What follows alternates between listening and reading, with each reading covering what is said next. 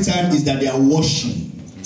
Watching for a potential spy that may cause an imminent aggression. Praise the Lord. They don't just war. They wash before they war. Christians are meant to wash and pray. I remember long ago, my first child is close to 17 now. He was 7 at that time, back in Lagos.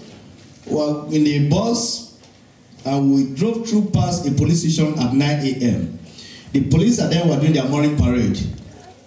And I said unto him, I said, look at police, they are marching. He said, oh, that's great. He said, but daddy, show me armed robber. Because all he grew to know and to hear was armed robber, kill police, police, kill armed robber. That was all he began to know, that was on his head. But what I'm trying to bring out is that when they were preparing in the morning, marching in their parade in the morning, they are preparing to be a good washer. Praise the Lord. Hallelujah. To be more vigilant in the surrounding.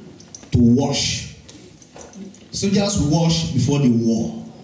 Jesus said unto his disciples, he said, wash and pray. We all pray, but how many of us wash?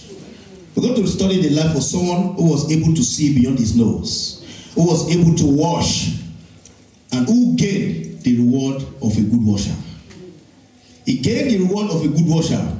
Therefore, the title of today's message is The Washer's Reward. There's a reward for every washer. There's a reward for those who wash. There's a reward for those who are able to wash. Jesus said unto his disciples when he was praying in Gethsemane that they should wash and pray, but 3 times he was disappointed because he made them sleeping. He made them sleeping.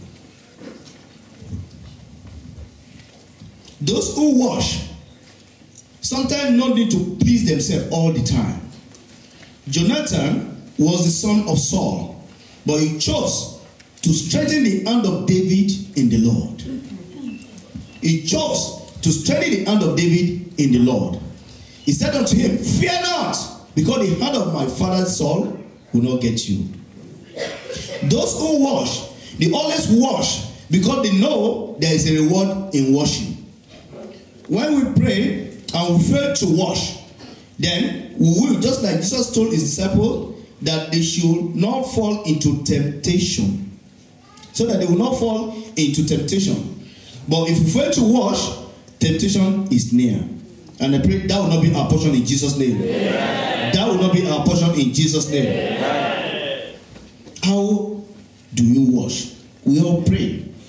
From the book of 1 Samuel 23, 15 to 16. Can someone read for us, please? And David saw that Saul was come out to seek his life. And David was in the wilderness of Ziph in a wood. And Jonathan Saul's son arose and went to David into the wood and strengthened his hand in God. Thank you, man. Can you sit, man? How do you wash? You start to do the work of your washing when you consider what you do when you arise. Jonathan arose. He arose to make a plan manifest. He arose to do something. We all read a book in the Bible which is quite popular, Acts of Apostles. The apostles did an act. When your act is against apostolic acts, when your act is against the act of the gospel, when your act is an antichrist act, examine how you wash at that very time. Examine what you do at that very time. Examine how you act. Examine what you do when you arise. It's only when you are standing on your feet that you arise alone. It's even when you are standing, sometimes you arise. You can sit in the comfort of your bedroom on a weekend and arise against somebody's right at work. Praise the Lord. Hallelujah. You can be sitting in the comfort of your sofa on the weekend and you can arise against the right of somebody around. Don't give him that benefit. He doesn't deserve that promotion and yet you are sitting. So when you arise, mind what you arise to do. How do we wash? Praise the Lord. Hallelujah. But Jonathan arose. He went to strengthen the hand of David in the Lord. Though both gentlemen, Saul and David, are enemy, and Jonathan was the son of Saul. It did not because of the biological relation between his father and himself to support what was evil. Praise the Lord. Hallelujah. He saw beyond his nose. He was able to wash right. Praise the Lord. He was able to wash right. He denied that biological relationship. He denied what his father was doing, which was just to torment someone who was innocent. He knew that, he said, he told everything to David. He said, Saul knew that you will be king. That's why he's tormenting you. And if we read further, they had a covenant together. And the covenant that even saved Saul later on in the course of the reading, he was able to wash right. When your act is not of pretense, when your act is not of prejudice, when your act is not of pretense and of prejudice, then probably you are washing right.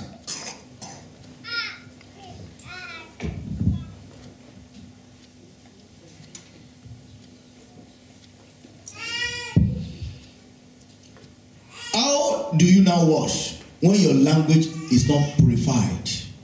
How do you now wash when you fail to speak a language that no one speaks? We all speak different languages. There are Chinese, there are sort of languages. But there's a language that we all don't speak, and that's the language of purity. The language of truth. How to say it right. If your language supports pretense and prejudice, if your language supports persecution, if your language supports how to torment and how to oppress, probably you are not washing right. And you might be denied of the reward of a good washer. If what further on in Samuel, will see how there was a reward of a good washer, just like Jonathan did.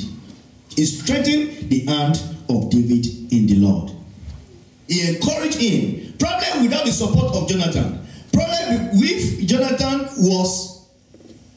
did not watch right, David would have been destroyed in that battle. But because there was an intervention of someone who knew how to watch right. The book of Zephaniah 3:9.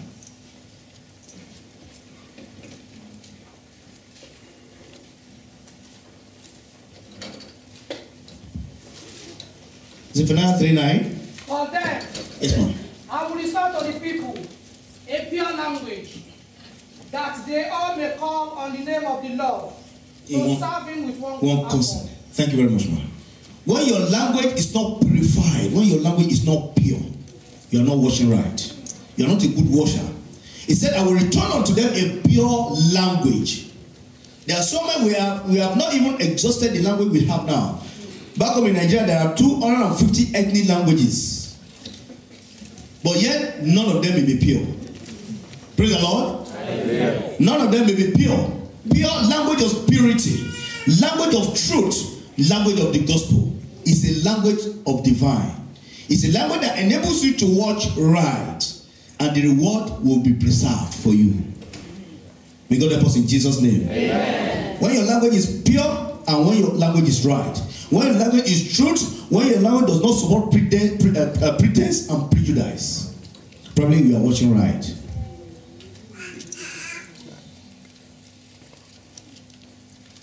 Jonathan said unto David, and in verse 16 there, he said, and he said unto him, fear not, for the hand of Saul my father shall not find thee. Fear not. He said, fear not. Fear not. When your faith overcomes your fear. When your faith overcomes your fear. Because Jonathan said unto David, he said, fear not. Let your faith stand. Let your faith stand in the Lord. Those are some of the words that Jonathan used to be a good washer. Those are some of the things that Jonathan used to encourage David in the Lord, to strengthen his hand. Not only did he strengthen his hand, he strengthened his faith. Praise the Lord. Hallelujah. Praise the living Jesus. Hallelujah. When only what you do is just to discourage people and make them more hopeless in their situation. If that's what you do, it just make people more discouraged in their circumstance. If that's what to do is to mock people in their circumstances and their problems, then you are not watching right. But here comes Jonathan. He's strengthening the hand of David in the Lord. He encouraged him. He knew that probably because of that trouble, probably because of the torment of his father, which comes always, which comes persistently, there will be fear because we are all human beings. there will be fear on his mind, and his faith will have been destroyed. His faith will have been reduced. Fear will have replaced his faith. But he told him, fear not. Fear not. Let your faith be strengthened. Let your faith be strengthened. Let your knowledge be intact. Let your ability be intact. I pray every form of an appearance of fear in your life shall be destroyed now in the mighty name of Jesus. You see, fear is a pregnancy. Inside the womb are failure. Fear is a pregnancy. Inside the womb is hopelessness. Fear is a pregnancy. Inside the womb is discouragement. Fear is a pregnancy. Inside the womb is lack of focus. Fear is a pregnancy. Inside the womb is a confusion. Praise the Lord. Amen. Praise the Lord Jesus. Amen. But when faith comes with an evidence. It comes with a substance. That's why the book of Hebrews 11, it says faith is the substance of things hoped for.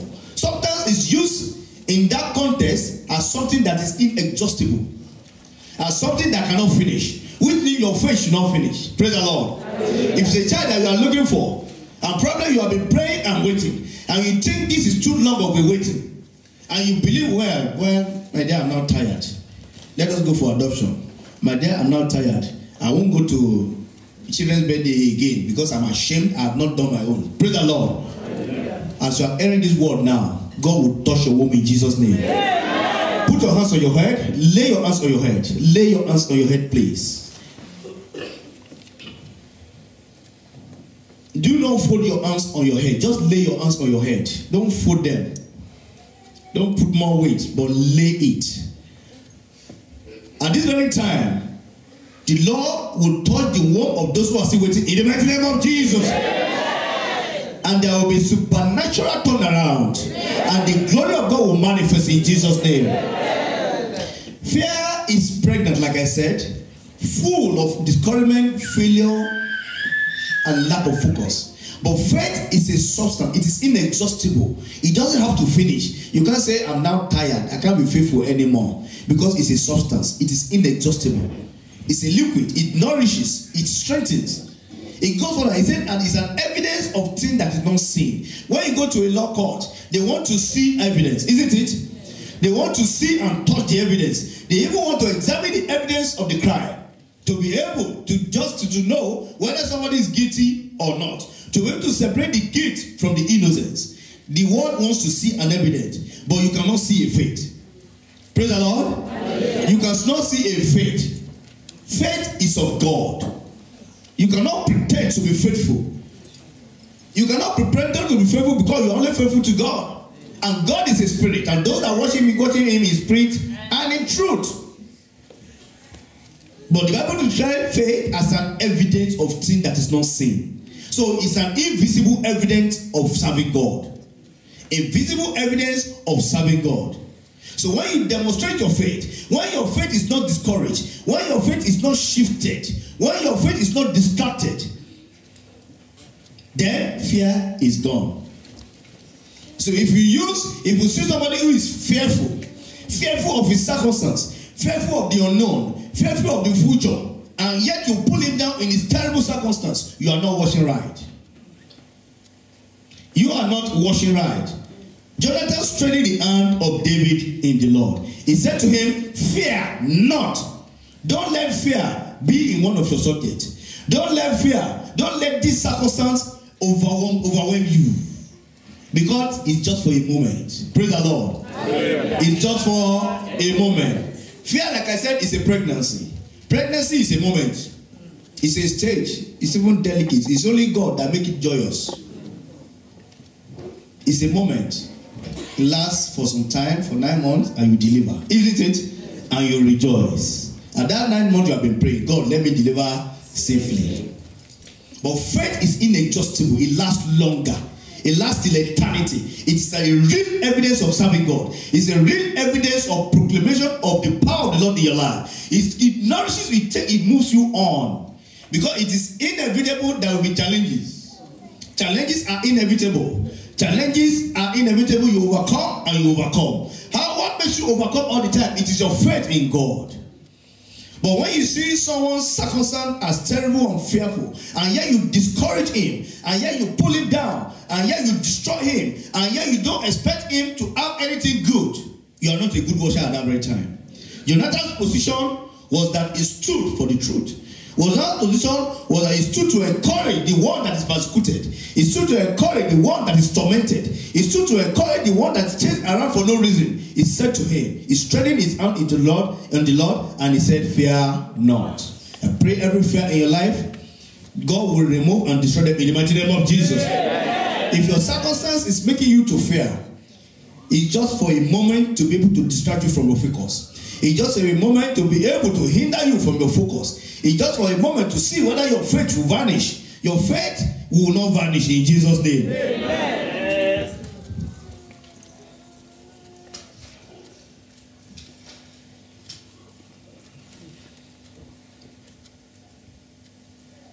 There are rewards of those who watch.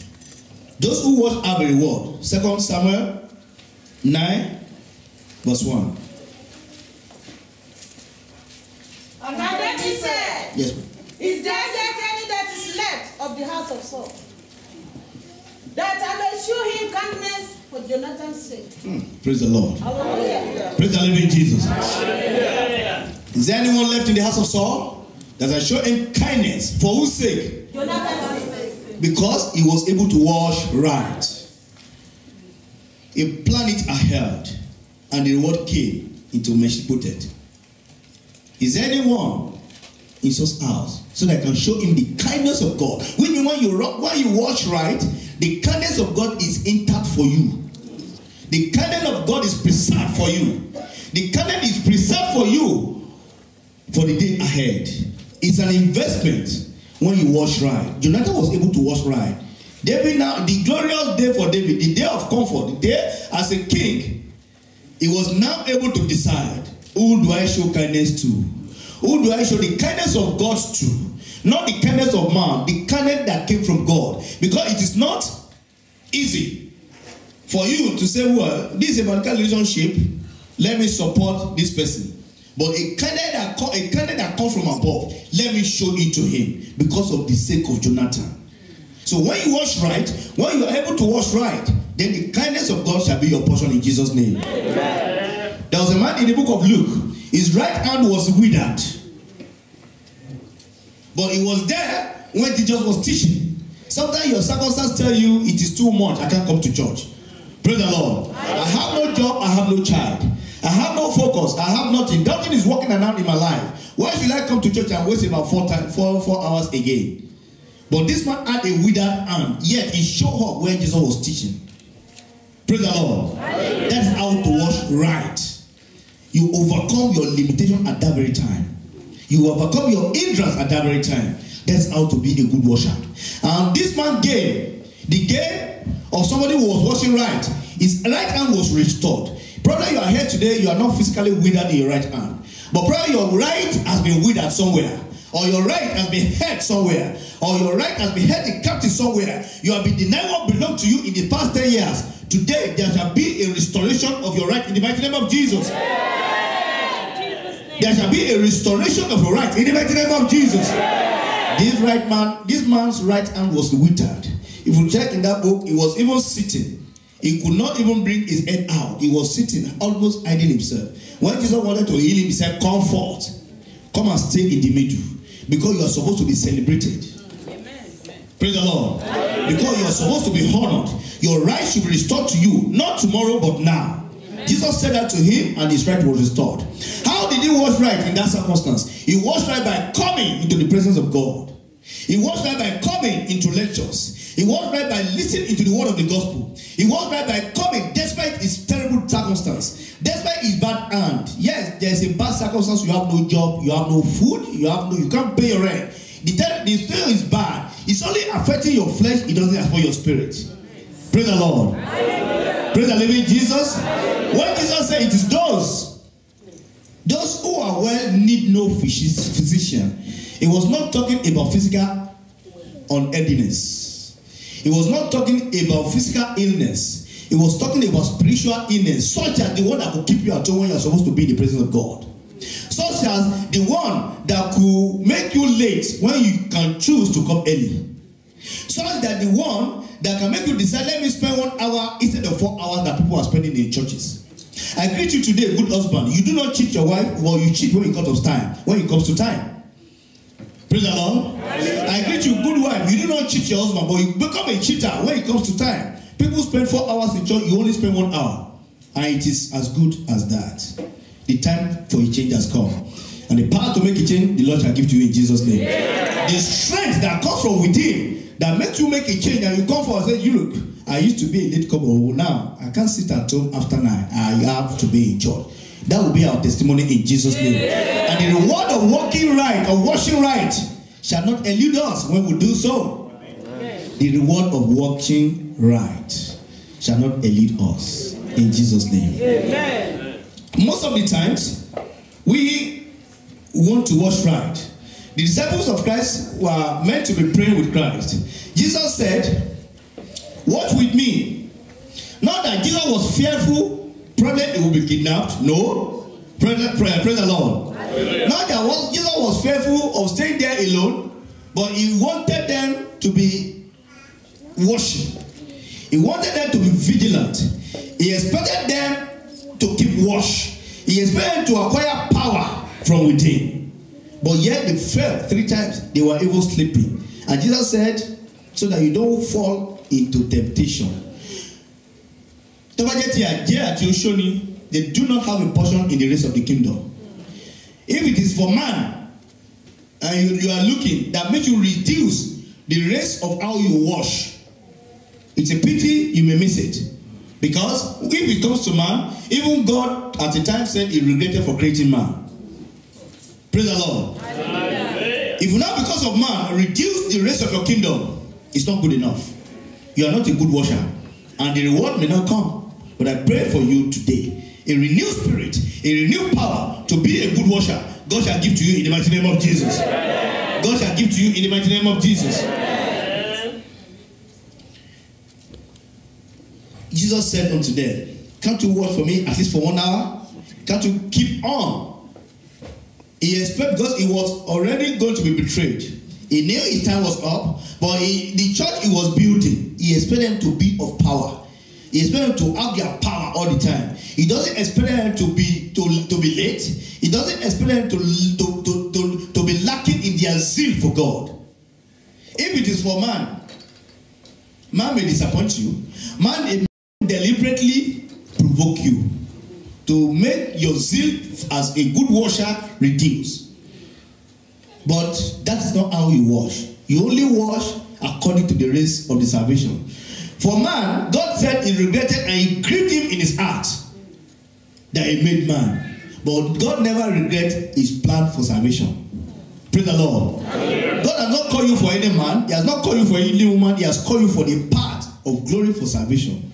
That is how you wash. You wash your parts. Praise the Lord. Hallelujah. Praise the living Jesus. Hallelujah. I pray God will help us in Jesus' name. Amen. I pray the Lord will help us in Jesus' name. Amen. 1 Corinthians 9:22.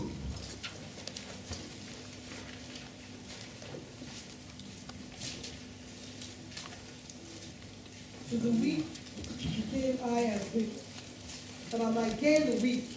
I made all things to all men, that I might be all things save some. Thank you, ma'am. To the weak make her weak, so that I can gain the weak. It doesn't mean those who are weak, go and copy them and start to be weak. It means understand the weakness of the weak. Praise the Lord. Hallelujah. Understand the weakness of the weak, so that you can gain the weak, and the weak can become strong. Understand the weakness of the weak. So because of the, that's what it says. They say because of the, for the sake of the gospel. Understand the weakness of the weak for the sake of the gospel. Because for you as a Christian, you are a custodian of the gospel. It has been kept in your trust. How do you discharge it? How do you trust? How do you wash? The power to wash right, the Lord shall give to us in Jesus' name. Amen. There are more gains in being a good washer. The washer's reward. There's a reward for those who wash right. There's fulfillment for those who wash right. Peter in the book of Luke chapter 5 verse 3 was at the ocean trying to fish, despite his skill, despite his know-how, despite his long-standing professionalism in fishing. But there was a day that he was disappointed by his skill. There was a day that he was waiting for too long. But Jesus said unto him, he did not even ask him, sat on his boat. It did not because of his present failure. Say, Jesus, no, look, I'll be here all day, I can't have anything, yet you want to borrow my ship. He did not refuse. Praise the Lord. Because his salvation was coming. How to wash is that you don't become your circumstance, change the path of your salvation. You don't become your salvation because of your circumstance, change your zeal for God. You don't because of your circumstance, change your friendship with others. You don't because of your circumstance, reduce your zeal on how to wash. But Peter, despite his waiting for too long to fish, yet he gave Jesus his boat, not knowing his salvation was coming. Praise the Lord. Hallelujah. Praise the living Jesus. Hallelujah. Not knowing an intervention was coming from above, he was able to wash right. He yet gave his boat for Christ to preach on.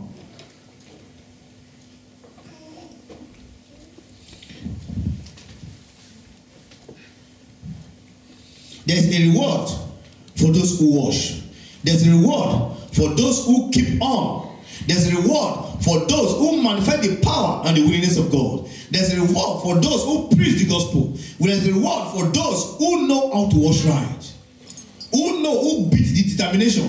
Who have a determination to praise God and to worship God. Who have a determination to be a friend of Jesus. Who have a determination to be in the church and in the fellowship. Who keep on the fellowship of Christians. Who keep on the fellowship of the gospel.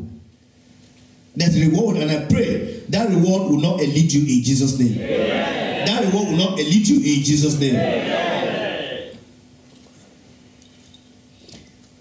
Jonathan strengthened the hand of David in the Lord. He said, thou shalt be king. And yet they made a covenant of agreement. They made a covenant of love. They made a covenant of relationship. And that covenant saved David again. Suddenly, Saul was distracted from getting on him. Even in verse 28. Wherefore, Saul returned from pursuing after David and went against the Philistines. He was distracted in verse 27. But there came a messenger unto Saul, saying, haste thee and come, for the Philistines have invaded the land. He was distracted when he almost caught up with David. Praise the Lord. Hallelujah. Praise the living Jesus. Hallelujah. Because somebody has chosen to wash right.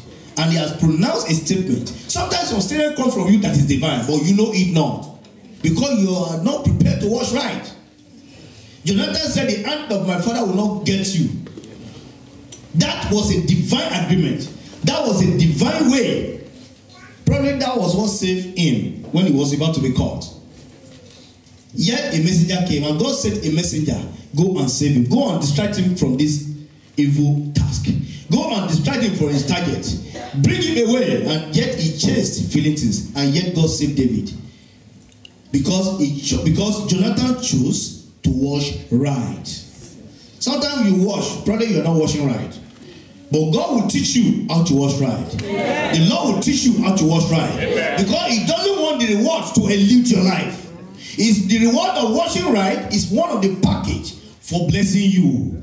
It's some of the process for lifting you high. It's some of the process for making you reign. It's some of the process for making you blessed.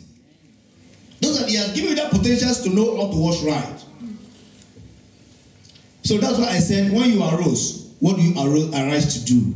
Jonathan arose. He arose to do good. He arose to strengthen the hand of David. He arose to strengthen the hand of David. He did what was right. And I pray the power and the spirit to do what is right in the presence of God, God shall give to you from now on in the mighty name of Jesus. Amen. God shall give to you from right now in the mighty name of Jesus. Amen.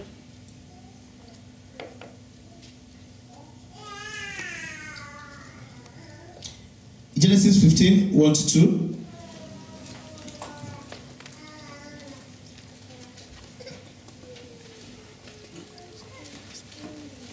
After these things, the word of the Lord came to Abraham in a vision, saying, do not be afraid.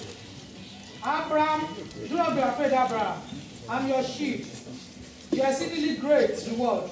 But Abraham said, Lord God, what will you give me?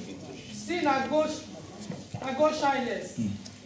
And the heir of my house is Elisha of Damascus. Thank you, man. Sorry, man.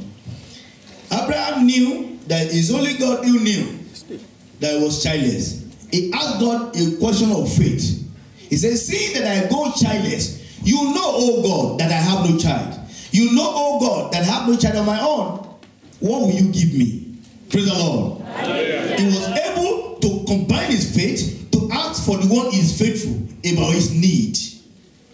When your need presses you so much, when your lack presses so much, have you given it to God? Have you asked God that saying that I have no child of my own? You know, oh God, that I'm waiting. You know, oh God, that I have no child of my own. Then the reward will come and answer will come from above to give you that which you need desperately in the mighty name of Jesus. Amen. That which you need desperately in the mighty name of Jesus. Amen. God knows your need. He knows you are waiting. He knows what you are asking. He knows what you need at that very time. He knows the right time to give it unto you. He knows how to overcome what presses you down. He knows how to lift your head high. He knows how to lift you up. But how do you wash? Jesus said to his disciples, wash and do what? And pray. Watch and pray. We do pray, but we wash less. We do pray, but we wash less. We do pray, but we wash less. And the reason why we wash less is in us. When we're able to remove what is in us, when we're able to remove the sin in our life, which hinders us from washing right, which hinders us from doing the right, which hinders us from doing what is of God and do what is pleasing unto God. When we are able to overcome that which is all that does not please God, then we'll be able to wash right. We'll be able to do what is right. We'll be able to do what is righteous in the presence of God. The presence of God in you is able to overcome every power that torments your life. Praise the Lord. Hallelujah. Praise the living Jesus. Hallelujah. The power and the Spirit of God in your life that is within you is able to overcome. That's why Jesus said, I have given you power over serpents and scorpions, so that they can by no means hurt you. But when you wash right, it's another weapon. You have a weapon in you that makes you overcome. You have a weapon in you that makes you win. You have a weapon in you that makes you have a speedy solution, a speedy problem solved, a problem solved easily. And that is the way of God. He has called his people to wash. He has called his people to pray. He has called his people to fellowship. He has called his people to subdue. So that principalities and power will have no powers of their own. When it comes to witches and witchcraft, if they don't want somebody to probably at least fail an interview or make him late, if that witches go to their meeting and they say, look, if you want this person to fail this interview, your only one child, you have to kill him, he will say yes. That is their own covenant. But the covenant you have in you is an evidence faith. And a faith that is real unto God. A faith that is acceptable unto God. A faith that is presentable before God. And service that is acceptable before the living God, just like the book of Romans 12:1 says. He said, let us present ourselves as... May God help us in Jesus' name. Amen. Present yourself as a living sacrifice. Let your faith be evident in God. Then you are a washing right. And the gain and the reward will be there. Let us look at what happened into our Mephibosheth. Mephibosheth was even lame in his feet. But yet, God came. He was lame in his feet and he ate in David's table continually. 2 Samuel 9:7. And David said unto him, yes, fear not, for I will surely shield the kingdom for Jonathan thy father's sake, and will restore thee all the land of Saul thy father, and thou shalt eat bread at my table continually. Praise the Lord. It's all right. That is the reward of how Jonathan was right in those days. The reward came and Mephibosheth was a beneficiary. The reward came and Mephibosheth ate in David's table. Though he was lame in his feet, but Jonathan was able to wash right at every time. but the gate came for him. That's why David even said to Mephibosheth, what Jonathan said to David in those days that fear not. David said the same thing to Mephibosheth. He said, fear not. Don't let your left feet be a discouragement for you. Because there has been somebody who was right in those days. Now the reward has come for you. May God help us in Jesus' name. Amen. Fear not because of your disability. Fear not because of your inadequacy. Fear not because of your present circumstance. The Lord is coming.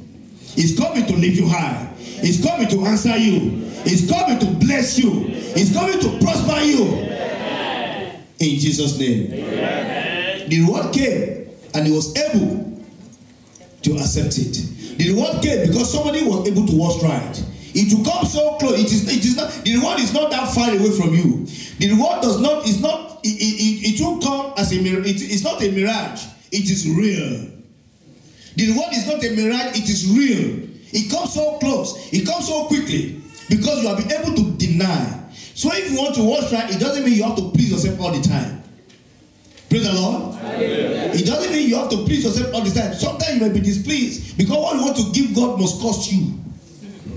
What you want to give to God must cost you. So when you want to wash right, you wash right indeed.